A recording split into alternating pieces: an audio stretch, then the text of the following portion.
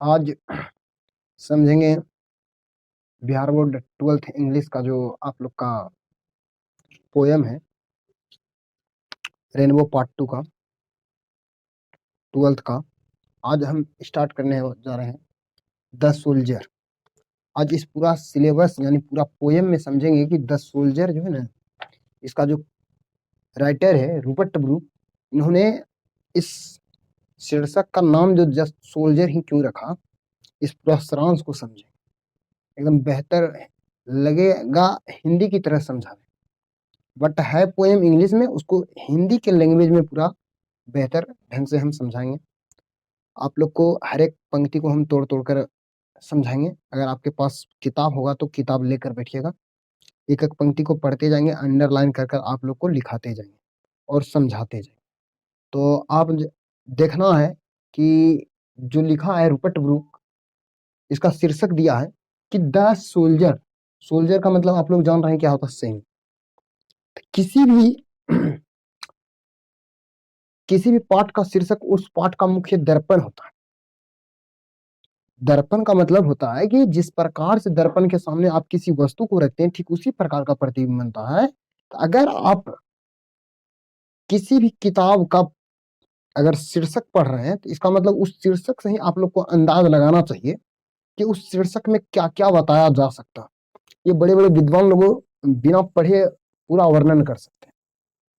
तो आप लोग को यहाँ ठीक उसी प्रकार से समझना है जो ये शीर्षक दिया है द सोल्जर।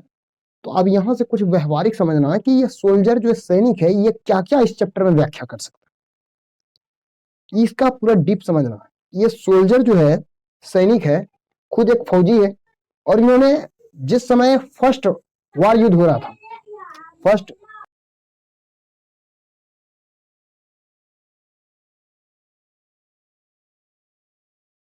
द्वितीय विश्व युद्ध हो रहा था, उसके बीच जो मित्र राष्ट्र के बीच हो रहा था युद्ध, तो इसमें जो है ना 4 देश सम्मिलित हुए थे, और उसमें से एक इंग्लैंड भी सम्मिलित थे। और इंग्लैंड की ओर से खुद आप लोग का रूपर्ट ब्रूक जो है, ये द सोल्जर लिखने वाला रूपर्ट ब्रूक है, ये भी उस प्रथम विश्व युद्ध में क्या हुए थे, सम्मिलित हुए थे, यानी हिस्सा लिए थे।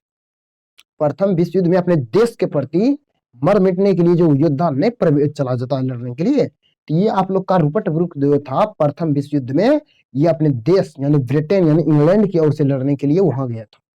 और इसके बारे में बोलता है कि उस समय जो इंग्लैंड का सबसे हैंडसम बॉय या व्यक्ति बोल सकता पर्सन, तो आप लोग का पूरे 12th चैप्टर का जो हैंडसम पोएम यानी राइटर है आप लोग का रूपर्ट ब्रूक ही, ये सबसे सुंदर था। अब समझाते हैं आप लोग का द सोल्जर का इस शीर्षक का कुछ थ्योरी पहले व्यस्त दे रहे हैं कि इस सोल्जर चैप्टर में क्या क्या बताया जा सकता है इस सैनिक के द्वारा, यानी रूपर्ट ब्रूक। रूपर्ट ब्रूक बोलते हैं कि मेरा जो जन्म हुआ था, यहाँ देख लेते हैं थोड़ा। रूपर्ट ब्रूक यानी द सोल्जर का जो लिखा है, इसका नाम है रूपर्ट ब्रूक, और इनका जन्म हुआ था यानी बर्न हुआ था 3 अगस्त 1887 ईस्वी, यूनाइटेड किंगडम इंग्लैंड, यानी इंग्लैंड में इनका जन्म हुआ था 3 अगस्त 1887 ईस्वी में। किसका था, रूपर्ट ब्रूक का। नेक्स्ट है कि इनका डायड यानी मृत्यु कब हुआ था, तो बोलता है 23 अप्रैल 1915 ईस्वी को। अब यहाँ ध्यान देना कि 1915 ईस्वी में ही इसका मृत्यु हो गया। थोड़ा सा गौर करना कि जब प्रथम विश्व युद्ध स्टार्टिंग हुआ था 1914 में, और प्रथम विश्व युद्ध 4 वर्ष तक चला, तो बताओ 1914 से 1918 तक, लेकिन ये 1915 ईस्वी में ही क्या हो गया, मर गया था 23 अप्रैल 1915 ईस्वी को ग्रीस में। अब यहाँ से जो पोयम है, पूछेगा कि द सोल्जर कैसी पोयम है, तो पेट्रियोटिक पोयम है, यानी बोल सकते हैं देशभक्ति पोयम है। और सबसे ज्यादा बार जो बिहार बोर्ड का क्वेश्चन पूछा जाता है कि द सोल्जर है क्या, तो एक सोनेट है। और ये सोनेट आप नोट पॉइंट बनाकर लिख लीजिए कि सोनेट किसको कहते हैं, तो बोलता है जो 14 पंक्तियों वाला होता है ना कविता, उसी को सोनेट कहते हैं। यानी 14 पंक्तियों वाले को क्या कहते हैं, सोनेट कहते हैं। और द सोल्जर हम लोग का 14 पंक्ति है, इसलिए इसको सोनेट कहेंगे। यानी उस पोयम का जो एक एक पंक्ति एवं कर गिनेंगे, ऐसे कर 1 2 3 4 5 6 7 8 9 10 11 12 13 14, यानी टोटल 14 पंक्ति पड़ता है।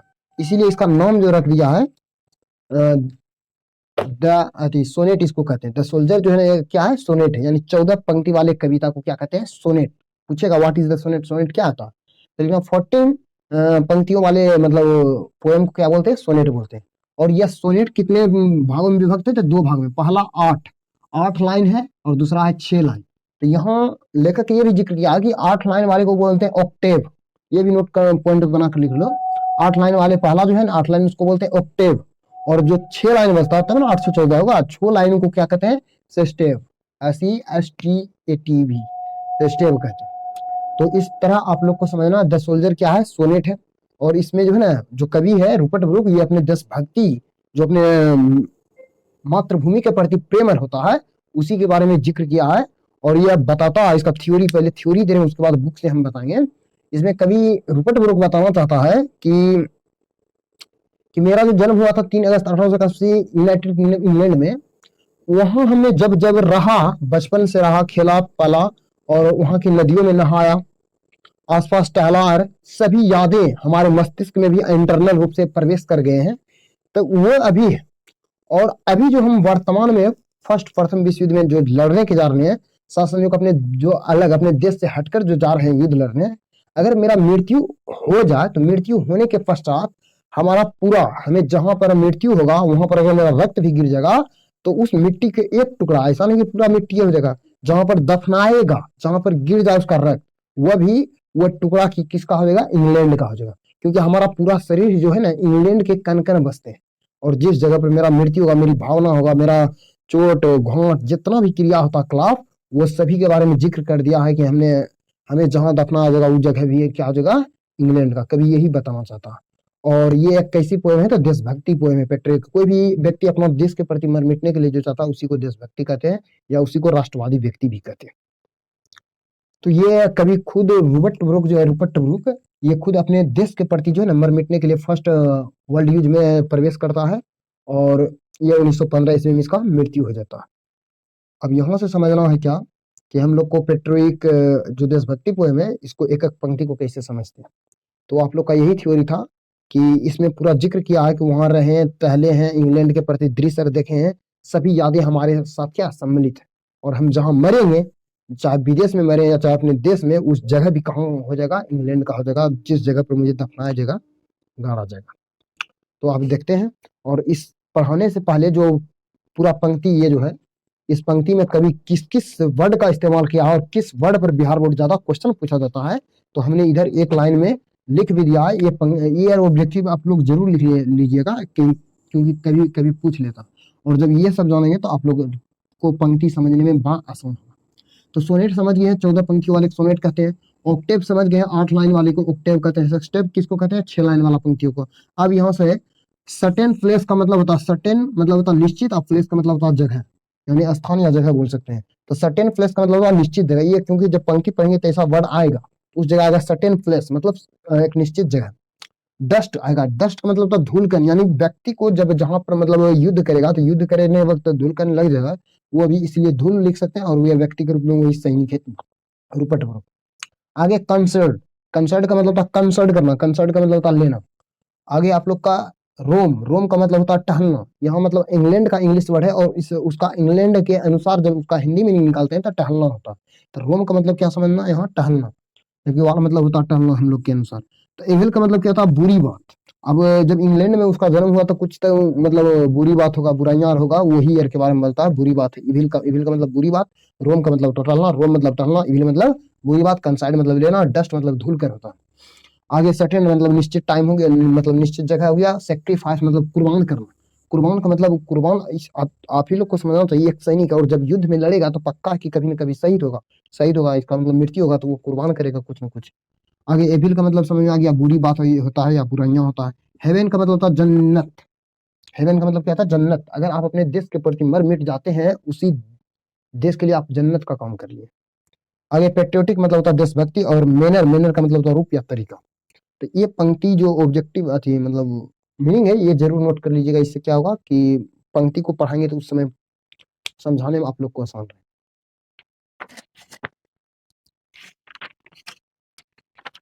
पहला पंक्ति द सोल्जर का रूपर्ट ब्रूक लिखते हैं, if should die, if should die, die का मतलब होता है मरना। थिंक, थिंक मतलब सोचना, ओनली केवल, दिस ऑफ मी, अगर मैं कभी मारा जाऊं, इसका पहला पंक्ति का हिंदी होता है, अगर मैं कभी मारा जाऊं तो मेरे बारे में बस इतना सोचना।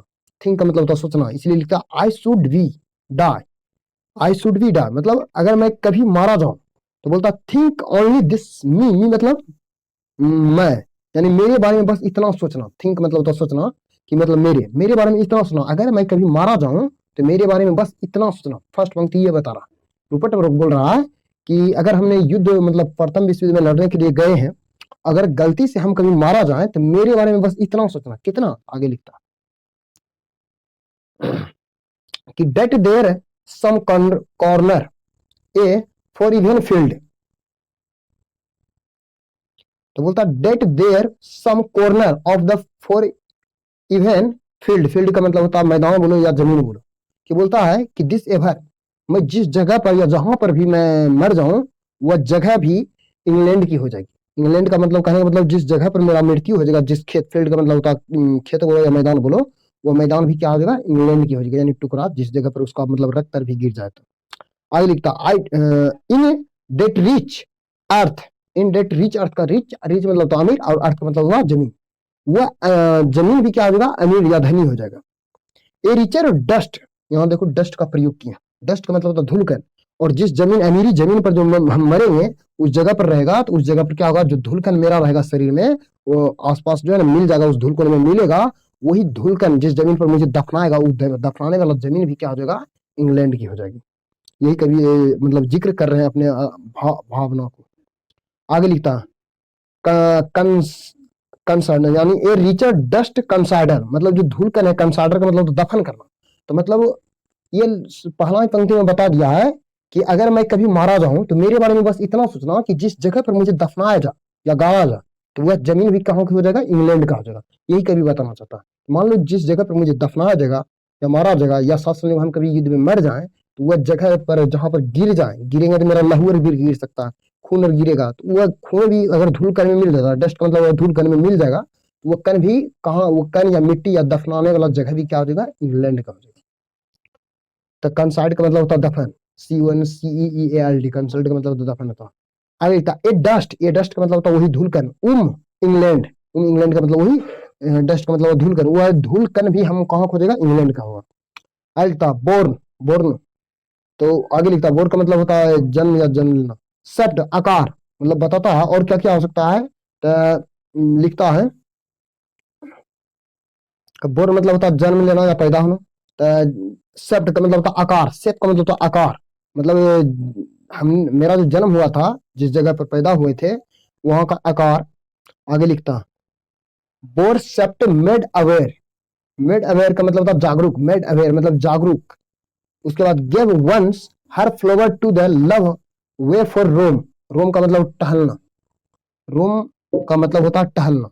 ये कवि इस पंक्ति के माध्यम से बताना चाहता है कि ऐसे शरीर जिसमें कि मतलब इंग्लैंड में पैदा हुआ है, तो वहां का आकार, वहां का जागरूक, और जितने भी मतलब फूल भरी मतलब यादें हैं, वो सभी जो है ना वहीं पर मतलब दफन हो जाएगा। जिस जगह कवि को दफनाएगा वह यादें क्या हो जाएगा, दफन हो जाएगा, और वह याद भी कहाँ का होगा, इंग्लैंड का। मान लो विदेश में लड़ने गया और वहां उसका मृत्यु हो जाता है, और मृत्यु के पश्चात उसकी जो आकार है, और ये आकार है, जागरूक है, दृश्य है, मतलब सपने हैं, कुछ ड्रीम है, ये कवि का जिक्र कर रहे हैं कि मेरा सभी इंग्लैंड से जुड़े थे, क्योंकि इंग्लैंड में जन्म हुआ तो सभी यादें जो भी जहां का मतलब रहे हैं, आकार होगा, सब नजरिया जो है ना इंग्लैंड का, और जहां पर मुझे दफन भी करेगा वह सभी यादें कहाँ मतलब मेरे साथ दफन हो जाएगा, और वह जमीन भी क्या हो जाएगा, इंग्लैंड का हो जाएगा। यही बताना चाहता है।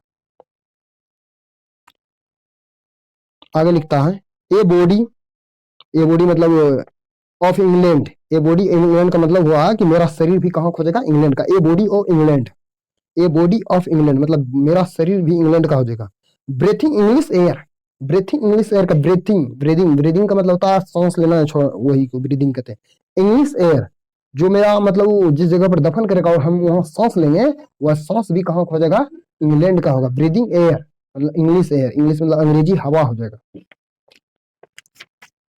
नेक्स्ट पंक्ति बताना चाहता कभी कि बोलता विसेड बाय द रिवर, विसेड वासेड है, वासेड, वासेड बाय द रिवर, रिवर का मतलब हुआ नदी, वाश का मतलब धोना।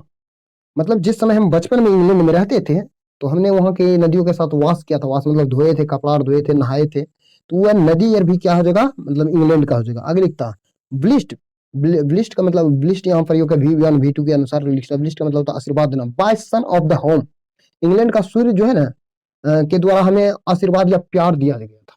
जो बचपन में हम इंग्लैंड में रहे थे, तो वहाँ के जो सूर्य के द्वारा मतलब हमें आशीर्वाद और दिया गया है, वह सभी मुझे जहाँ दफन करेगा, वह सभी जगह या सभी आशीर्वाद भी कहाँ हो जाएगा, इंग्लैंड का हो जाएगा।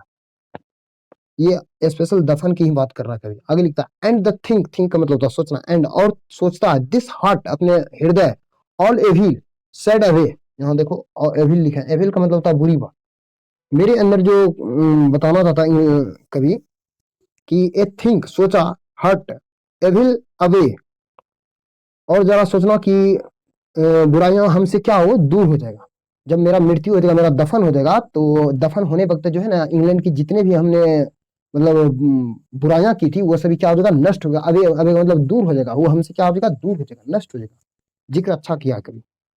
आगे लिखता, a pulse in the internal mind, internal mind का मतलब a pulse in internal mind, मतलब आंतरिक जो दिमाग है वो नो लेस, मतलब मेरा जो आंतरिक दिमाग है वो कभी खत्म नहीं होगा, कभी नो लेस मतलब कभी खत्म नहीं होगा। लिखता, give somewhere back the thought for England given, England के साथ साथ मेरी सारी यादें जुड़े रहेगी।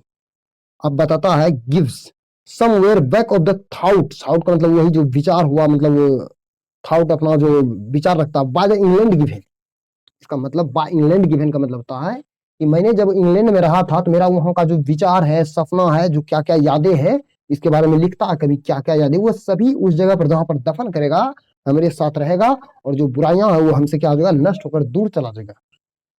लिखता पंक्ति